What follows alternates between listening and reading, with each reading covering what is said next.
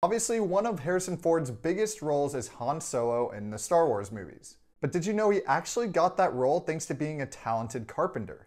George Lucas recalled how casting director Fred Roos slyly managed to get Ford in front of him. The casting director once said to Ford, "Set up right outside of the office and pretend like you're building something." But Ford claims he went there and he actually started doing the work and really building something. He wasn't actually pretending. To quote Ford, he said, "Rubbish. I was actually installing a door for Francis Ford Coppola as a favor to his art director." He added, "I was actually there working. I wouldn't sit out in front and wait for you, George. I love you, but I don't wait out front."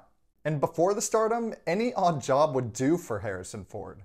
In 1968, Ford agreed to become a second unit cameraman for a documentary on The Doors, titled Feast of Friends. He shadowed the band for just over a week, with some of his footage making it into the movie. And he's been involved in a number of rescues for people. In 2000, Ford retrieved hiker Sarah George after she became ill on Wyoming's Table Mountain. Ford landed a Bell 407 helicopter and flew her away from the scene. He also rescued a lost Boy Scout in 2001. 3-year-old Cody Clausen went missing for 18 hours near Yellowstone National Park and had to sleep in a cave overnight due to the weather. The next morning, Clausen used his belt buckle to signal to planes and helicopters overhead. He finally got a pilot's attention, and it just so happened to be Harrison Ford.